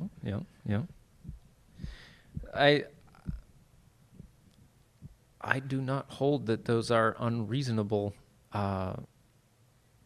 standards of evidence. I mean, sure. So if I am huge asked, claims require huge evidence. I'm not a fan of that. I'm not a fan of the claim. Remarkable claims require remarkable evidence, and I think that is usually said in reference to the resurrection. Now, my response to that is, okay, what would be a normal amount of evidence to explain a resurrection? Never mind a remarkable amount of evidence to explain a resurrection. What would be a normal amount of evidence that should convince somebody that a resurrection? Yeah. I'm not going to hold the bar so high to demand a remarkable amount of evidence. Give me a normal amount of evidence that somebody can create time and space, that a resurrection occurred. I still disagree, because I mean, just a normal amount of evidence to, make a resurrection, that's still extremely high. I mean, you need to see someone who is dead now alive. Yeah, that might be the case. And why would someone be held accountable for not believing that didn't happen when it's that crazy? It's like, dude, I got no problem with this principle of love and selflessness and like all these, not all these principles that Christ taught and everything else, and all the principles that the Torah teaches and everything else. I got no problem with these for the most part. But requiring belief when there is no evidence to a standard that I naturally hold to believe something, why would I be asked to lower my standards for belief for that thing, which is a much greater claim. Yeah. You know? I think that's one of the more reprehensible aspects of theology. The idea that you're expected to believe in the absence of evidence as a moral value. Or even if I'm wrong about the evidence, and I can't rule that out, it could be that the evidence favors God's existence, and I'm simply wrong. And for that, I'm held accountable. And Right. I don't view that as morally right. You know, Yeah. I might be so stupid as to believe that 1 + 1 = 3. We can forgive Is that a ignorance moral failure on my part? And maybe I'm just stupid in not recognizing that the evidence does favors God existing. But somehow that makes me evil. Yeah, that's a good point to be made on the side of the atheist that's getting chided by people that believe. To like, whoa, guys, I'm not trying to be mean here, but I don't see things that convince me. Would you like me to lie to myself and to you and just say I believe? What's achieved in that? I mean, a person convinced against their will is of the same opinion still.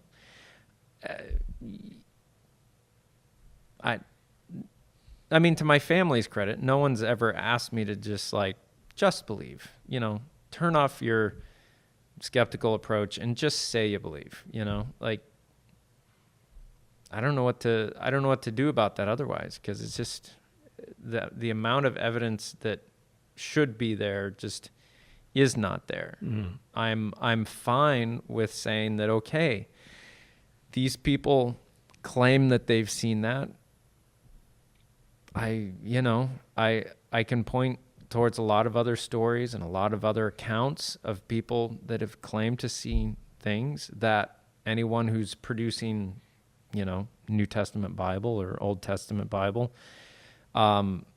similar religions have claimed similar things. And I know there's arguments for why these are unique, but I'm sure there's arguments probably why those are unique. And it just goes round and round and round. It's all cryptic. It's all open to interpretation. And, on these core principles of love and selflessness and everything else, you get no argument from me. I don't have a problem with these. But like you're saying, the idea to mark someone as being a bad person for not believing or having too high of a standard for evidence, to mark them as bad, that seems, why would you do that? Why would you try to punish someone for not seeing the evidence as you do? Yeah, that's a fair point. That is kind of an emotional burden placed on atheists within a culture of belief that probably not a lot of people are very sympathetic to sometimes, which is interesting. Anything else that you would have thought would be interesting for us to touch on? Yeah, we kind of touched on how at about the same time, I took an interest in positive psychology, and then completely independently took an interest in counter-apologetics. Counter-apologetics? Right, well, philosophy, those debates that I started watching on YouTube. But they converged while I was doing my master's degree in positive psychology. So positive psychology, can you define positive psychology? It's the study of positive characteristics, positive emotions, and positive institutions. Now, by positive institutions, what do you mean by that? Institutions which foster greater health, greater well-being, greater productivity. And not to antagonize, but I mean, how do you determine what's good? Well, we ask. Okay. And there are certain things which almost every culture deems good. Right. that's the thing that I keep seeing is like, Right. well, there's a lot of commonalities, some very basic commonalities between all religions. But I'll point out, I mean, it's not an antagonistic question, but oddly enough, we seem to only get asked that in either psychology or moral philosophy. Yeah. We don't get asked that concerning medicine. You know, how do you know that health is better than sickness? We don't get asked that in engineering. Yeah, How do you you just know know that a it. bridge that holds cars up is better than one that Right. that collapsed? I mean, it's a Right. fair question to say, how do you know that bravery is better than cowardice? Right. Well, that's just one of the axioms that we accept. Similarly to saying that if you're designing an aircraft, getting there faster and using less energy is better than getting there slower or crashing. Right. Right. That's a, You know, we just accept axiomatically Yeah. that an airplane which gets to where it's supposed to go is better. So, you know, that it's an axiom Maybe it's of, better that all of us die and this planet Right. not be raped by us. but to get back to how those two converged, I started studying positive psychology in 2012. And at that time, there were some states where same-sex marriage was legal and some states where it was not. And this was an issue And how that do was you define it as positive? that was hotly contested. Yeah. Yeah. And nobody knew whether we were going to be a country that, at a national level, accepts same-sex marriage. Now, from a positive psychology standpoint, the answer was obvious, that there's only benefit, psychological benefit, health benefits, to allowing same-sex marriage, to allowing homosexuals to have equal rights as heterosexuals. Right. And other than some obscure, nonsensical, secular argument, the opposition to same-sex marriage was almost entirely religious. Oh, yeah. And I went from being a How could quiet... there be an argument against it that was not religious? I've heard a few, but they're not worth bringing up. Okay. It's a separate... and, you know, go figure why this became a bee in my bonnet. But it drove me nuts. Right. Because it was just somebody who was studying it scientifically. The answer was just so obvious. Right. And the only opposition was religious. And I thought about, how can I undermine these religious arguments? And the only way that you can undermine the Lessens human religious suffering. arguments is, well, no, not necessarily. Really? Because some suffering may be necessary for a greater good. And the greater good may be the afterlife. Now, in undermining the religious arguments, the only way that I could do this was to undermine all of religion, Right. which undermines the good aspects of religion as well.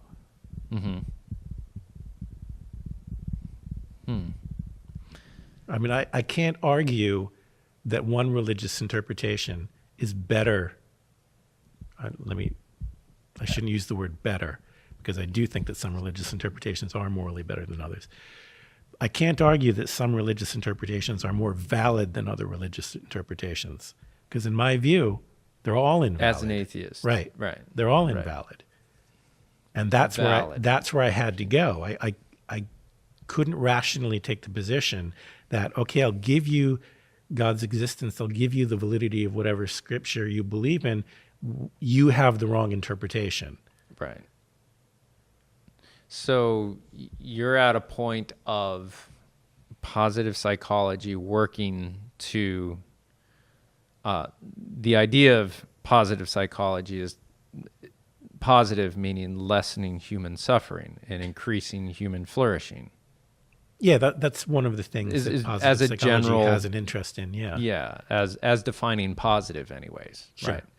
And to me, it's always been an argument from a position of the way through which, the culture through which I previously held a view on God, whatever that is, right, was centered on the story of Jesus,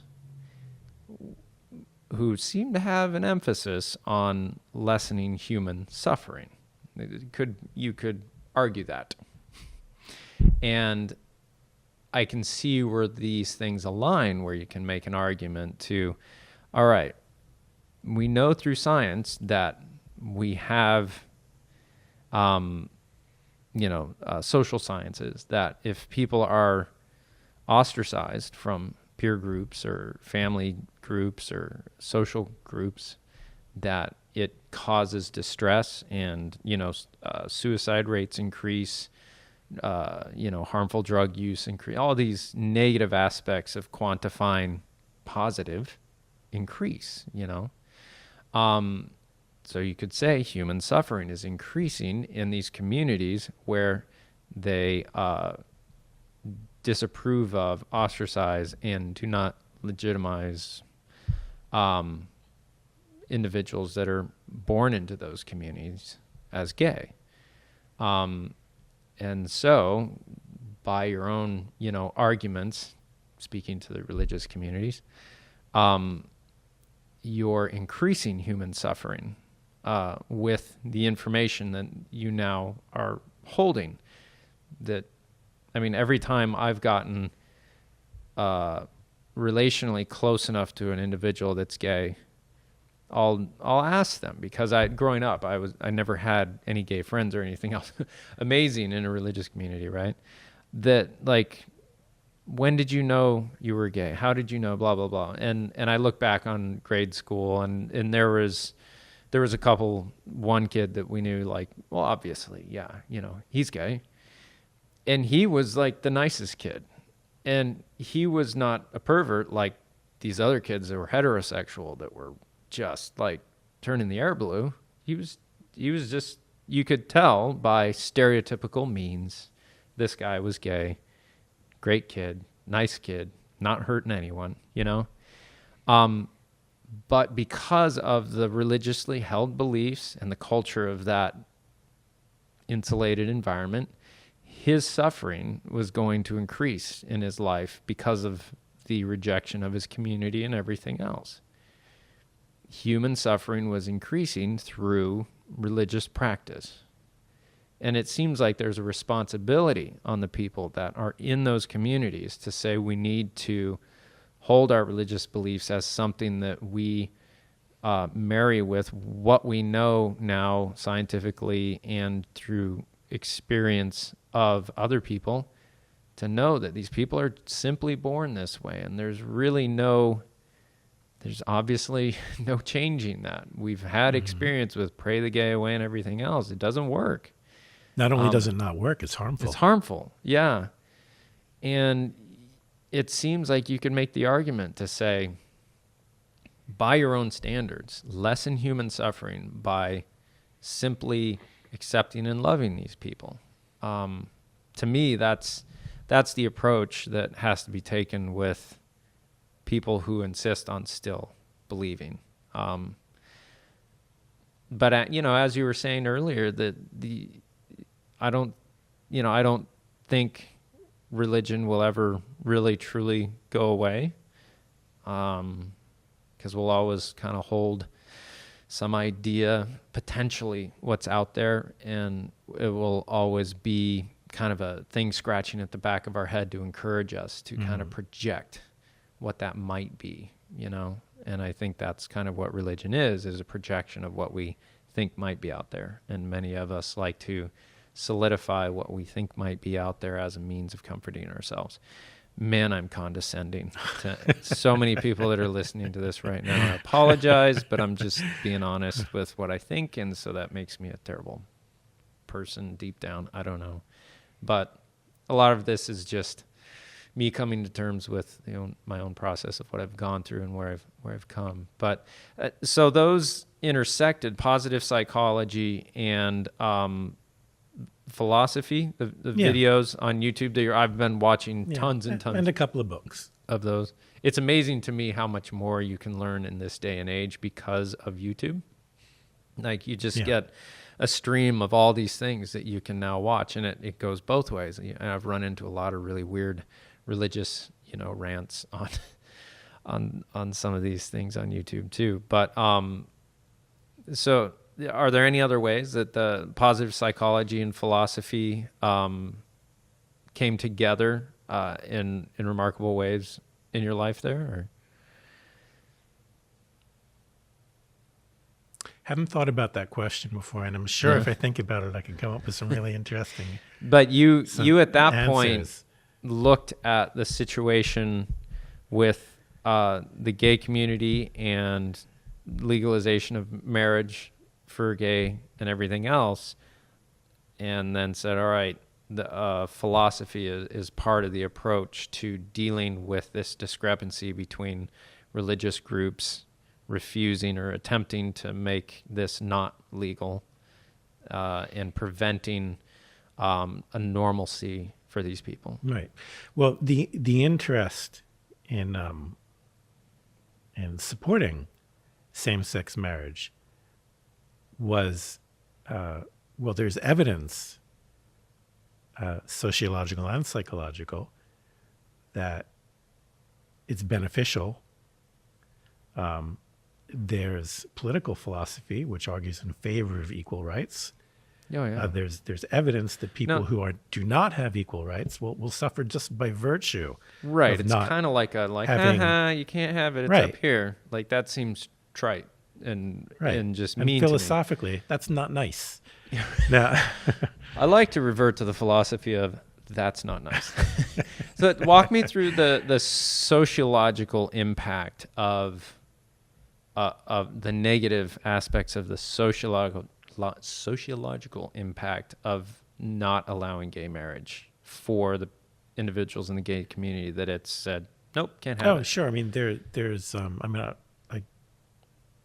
only remember the broadest of strokes. That, there's evidence that getting married does have a causal effect. Causal effect. On well-being. Yep. Not just a correlation. Mm-hmm. It's known that a healthy the marriage. correlation. Well, we can parse that out. Yeah. People who are married tend to be healthier and happier than those people who are not married. Mm-hmm. Now, you can argue, well, how do we know that marriage causes happiness? I think most people would rather marry a happy person than somebody who's unhappy. So it could be that happiness causes marriage. And the way that you would answer that question is by doing a long-term study which measures people's happiness at different time periods. So if somebody is generally at level, I'm making these numbers up, if somebody's generally at level 5 happiness and then gets married, and then the happiness jumps up to, let's say, 7 for at least a couple of years, and then 5 years later might go back down to 6. Right. But probably won't go all the way back down to 5.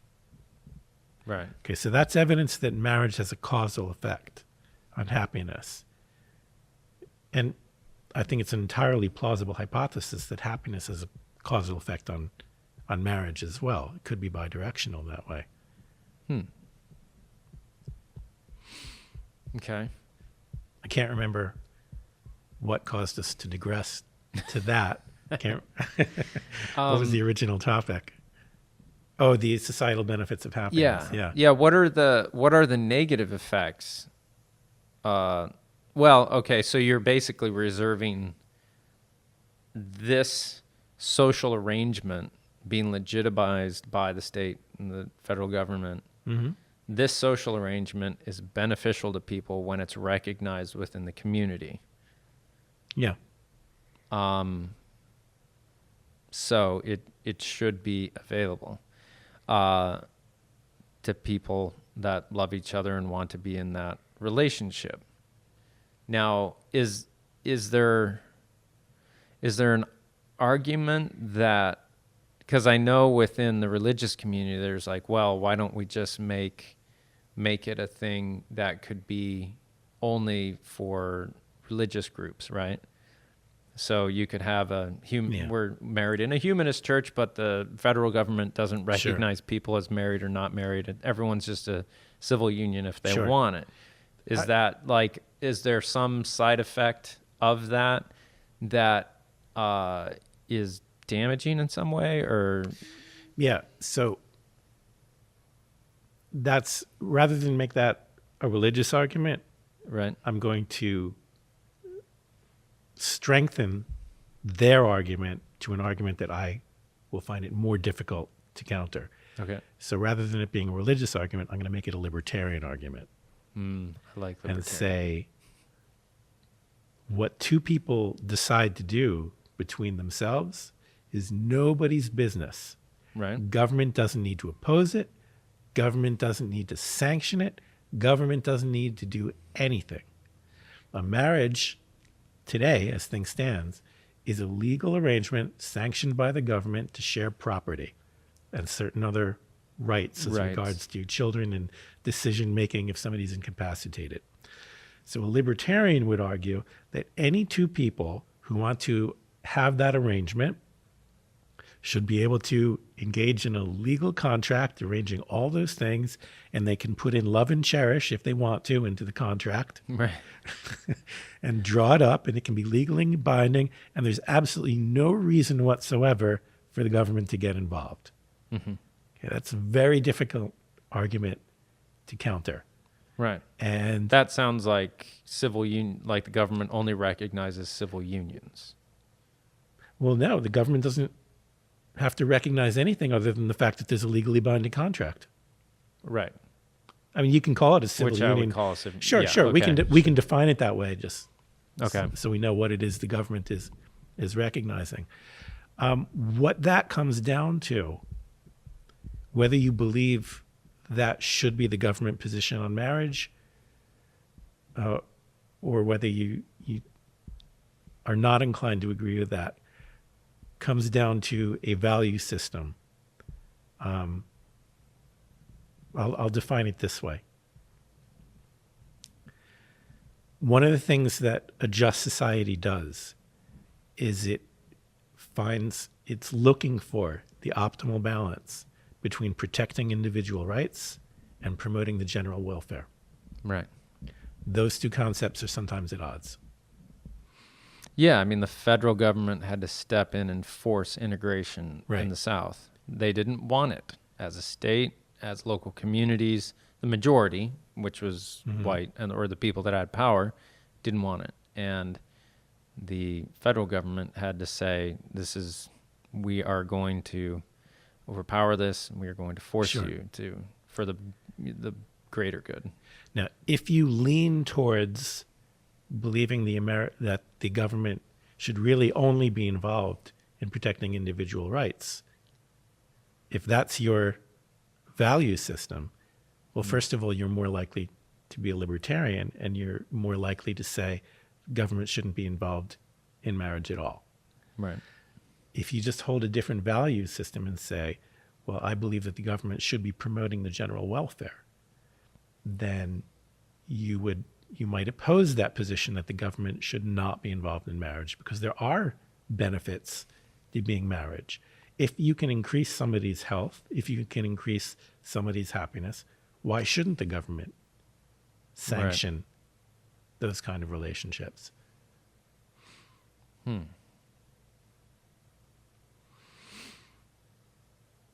Yeah, it's when you get down to legislating, it's my wife likes to say that it's just an extension of your morals. I agree. And it's hard because I guess it comes down to my primary moral is the respect of the autonomy and the freedom of others. I would pin the same responsibilities on a heterosexual couple as I would on a gay couple. That I'd rather not catch you guys having sex here or there or anywhere. That's what the privacy of your home is for. Both heterosexual on the park blanket or whatever, or the gay couple on the park blanket or whatever. Just That, my main moral is that let's just all agree on a civil discourse. You go to a Latin American country, people make out in the park far more than they do here. It's just it's a cultural norm that's a little more there than it is here. And that's fine. It's a different culture. If I want to move there and experience that, I can. If I want to go to, maybe in Germany, they all march everywhere they go and they don't hold hands. I don't know. But yeah, you got to just, it's hard. You have to just determine what your primary core value is and operate and vote from that. And even if you're taking, it seems a biblical perspective, at the highest or deepest level, the deepest biblical principle was the respect of choice and autonomy. But Calvinists would argue that you don't have choice. Sorry, can you say that again? That the principle of choice is... Well, from a biblical perspective, to me, it seems that the deepest, most important thing is that ability of choice, of autonomy and freedom to choose. Because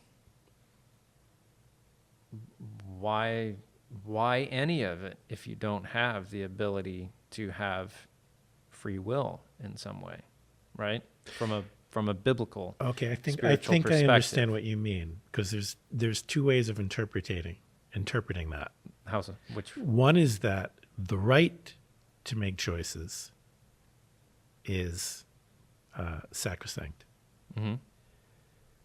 The other way of interpreting that is that the choices that you make are going to determine which side of good and evil you fall on. Right. And I think the primary thing there is that you have the option within your own self to choose which way you go. That comes before that, right? It's an assumption, but the empirical evidence demonstrates that our ability to choose is limited, and it's influenced by all kinds of environmental factors. Oh yeah. That if you are in an environment of scarcity, mm-hmm. it is far more difficult to choose not to steal. Oh, of course.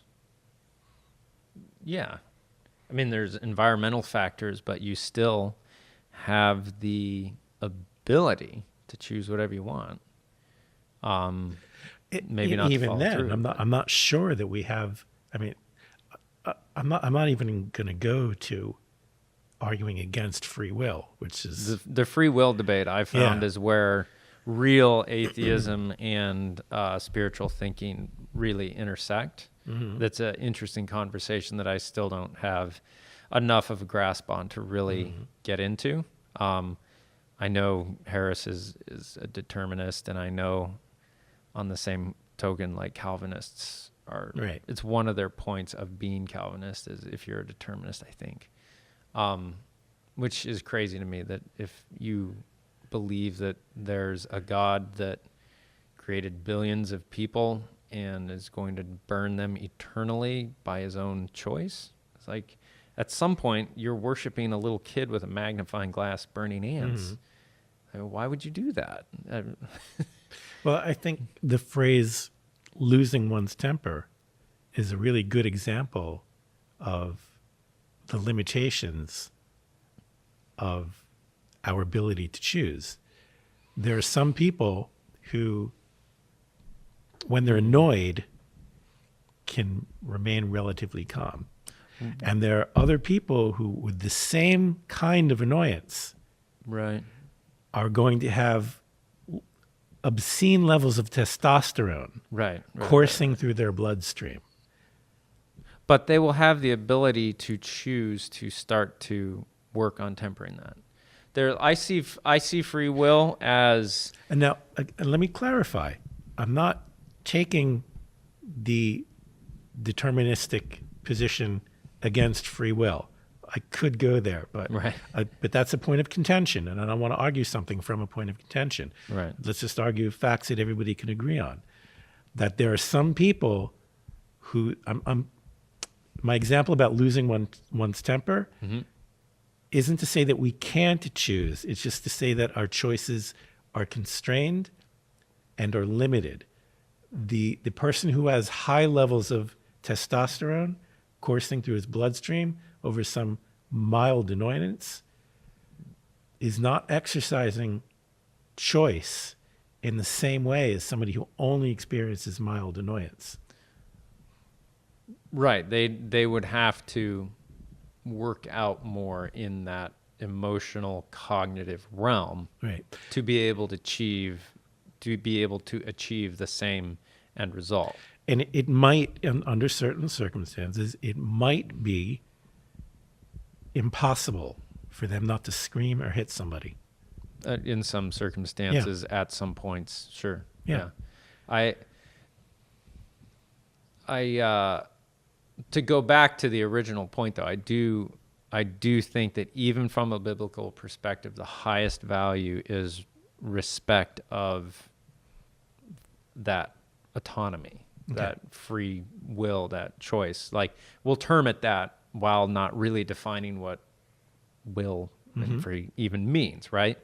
Like, even from, I'm basically approaching this from a, like, all right, we live in this hallucination of having free will, and the respect of the autonomy of that would be the highest value that the Bible really communicates, is that, there's this, kind of supernatural parent figure that does not force you one way or the other. It's, there's some pretty high consequences here and there. I'll give you that. But by its own definition or whatever, this supernatural entity would have the ability to come in and make you do this, that, or the other. And in some circumstances, some would argue that God did come in and do that, like harden Pharaoh's heart or whatever, which seems like a violation of free will. But, I'm seeing that's that a violation of free will. Seeing that more as a metaphor, because why would a supernatural entity imbue itself into humanity and give itself to die in that form as a means for people then to choose? It still comes down to this autonomy of choice, which at the same time, I don't know if you've practiced or attempted meditation. I call myself attempting meditation, but constantly getting sidetracked with monkey brain. There is this striking difference between observing this, internal observer you have that is your consciousness, compared to this river of thought that it is a kind of a rock in, right? And when it comes down to free will, if I draw it out, I see, all the thoughts, desires, circumstances, and everything being a river running one direction. And not having free will is just going with that river. That's all the deterministic things that are going to happen. They're set in motion. The moment you exercise your free will is when you start to turn left or right to avoid things in that stream as you're going with it, or turn around and try and swim against it. That's really the exercising of free will, exercising of choice, if you will. You can, you're in that deterministic flow of life and everything else. It's taking you down that river that you have no choice of being in. You just are in that river. But you do get to choose to go left or right, or attempt to. And some people are going to be, their fins are going to be handicapped and they're only going to be able to swim in circles. I get it. Life's not fair. Yeah. But you have the ability to swim against that. You have, and some people will be saddled with intense amounts of testosterone, but also be given a huge amount of will to combat it. I know people in my own life who have had the living daylights beat out of them as children by their parents. And for every other roll of the dice for any other person on earth, it seems they would have just turned out the worst person imaginable. Yet they're this incredible father, an incredible person that has changed so many lives in spite of that. There's just a will there that decided I'm not going to let this continue on. And that's, to me, something remarkable. To me, that's will and that's choice, at least, in that aspect. But to get back to what you said about that being the highest value of the Bible, and that's what I mentioned earlier about it's all interpretation. Yeah. Now, if you think that that's the highest value of the Someone Bible, else will think something else. Yeah, that's fine. Yeah. There's worse interpretations than that. Yeah. But one could just as easily argue that the highest value of the Bible is submission to God's will and obedience. Now, it's very easy for me to resolve that issue, but the theologians will be discussing this forever, and I don't think that either side is going to have a convincing argument of what the highest value is. Well, but I would say that God's will is that you would respect the will of others, because that's first and foremost and ultimately what it did. It respected that you have the ability to submit to that will, So that still comes after that, in my opinion. I have to frame everything with, in my opinion. It doesn't make sense to punish people for bad behavior unless they were able to choose good behavior. Yeah. I mean, to me, it seems like every point that could be made as the highest value of the Bible could still be made the case that it comes back to respect of the autonomy, of that as a founding principle on what is being discussed or, dealt with in that metaphor or anything else. So we could go on and on forever about that, as the nations and times and whatever will. But I will be getting in trouble soon, I'm sure. Woo! Wow, that's a long time. How long were we talking? Oh, geez. We started at 5:30, like a little before 5:30, so a little over 2 hours. Supposed to snow here tomorrow? Good grief. That's just what my friend texted me, yeah. Huh. Weird. I'll have to look into that. I was supposed to go to New York City tomorrow for a job, but I don't think we're doing that. So, well, anyways, Aviv, I really appreciate you giving of your time and in your intellect and your experience and everything that you have learned. It's been really fun. Yeah. I'm glad I put this ad on Craigslist. I've had 2 other people as well respond. You're the first one I've talked to. The other person that responded was interestingly like halfway between mystic and materialist. And then just, I think today, someone who seems far more on board with, run-of-the-mill Christendom, it sounds like, is excited to come and talk, which could also be very interesting potentially as well. Yeah. But I really enjoy just the conversation and hearing of others' experiences and really trying to understand the points and arguments that other people have for it. And I think it's I just think it's a really worthwhile conversation all the way around, no matter what you believe, as long as people can learn to talk about the difficult issues respectfully. I think that's the biggest thing. So you've given me a lot to think about and really appreciate you coming down. So, my pleasure. Thanks a lot. Yeah.